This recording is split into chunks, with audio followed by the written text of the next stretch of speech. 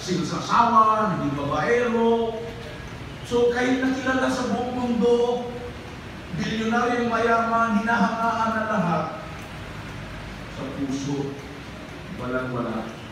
Parang katulad pa rin ang bakit na nasa kalye, na walang-wala, ganun pa rin. Hanggang tinanggap niya si Jesus bilang Panginoon at tagapagligtas ng buhay niya. At yun na yung kanyang pinagmamalaki.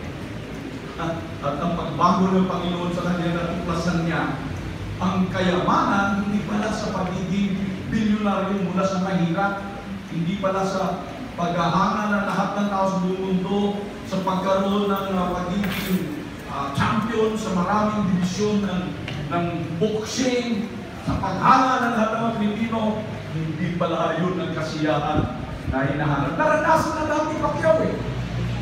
Pero, nung tinanggap niya si Jesus bilang Panginoon at tagapagligtas, hindi na mapipigilan si Pacquiao na magpahayag sa buong mundo, si Jesus pala, hallelujah, ang bumubuhay sa tao.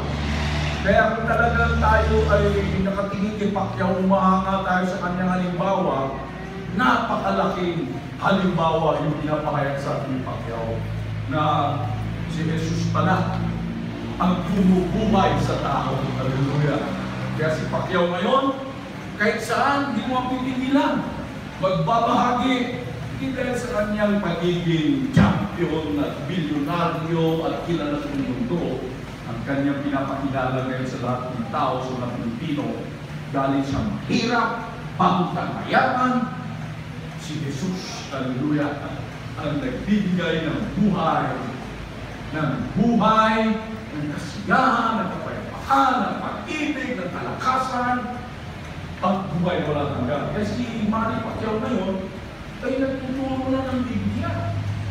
Si Manny Pacquiao ngayon ay talagang nagpapahayag ng Ebanghelyo, hindi na mapigilan. Yun ang pinakadakilang tagumpay ni Manny Pacquiao. Hindi po tagumpay sa salapi, hindi po tagumpay sa kalakasan, ng katawan, ng hero, hindi po sa tagumpay na kilala sa buong mundo. Kung pinakilala niya si Jesus Cristo. Amen? Tama po ba yung sinasabi natin? Okay? Ngayon, alam niyo po, mapaalam kayo na nandito kayo ngayong umaga. Kasi ang inyong boss, kilala ko yun eh. Si Philip, si Kweta, Mark, at niya. Bata pa ito sila Mark, kung sila pupunta sa simbahan namin.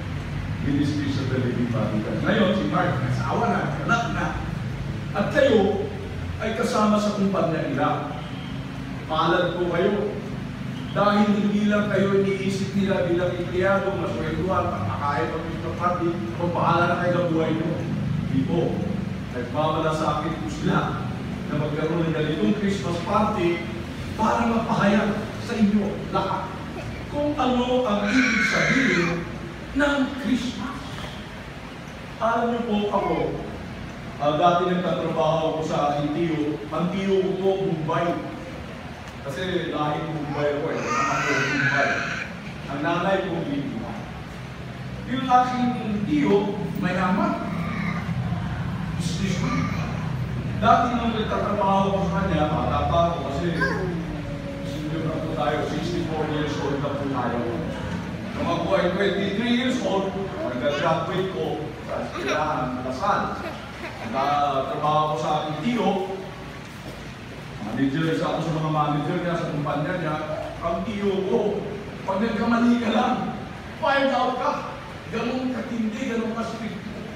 Ganun ka-tapang. Pag nagtatawag ka ng empleyado sa kanyang opisina, bakit ka nagkamali ng ganito?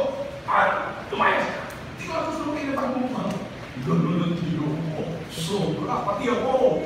Talagang hindi ko matiis, mahaba ko yung buko, lasing mo. Alam niyo po, maninom tayo dati.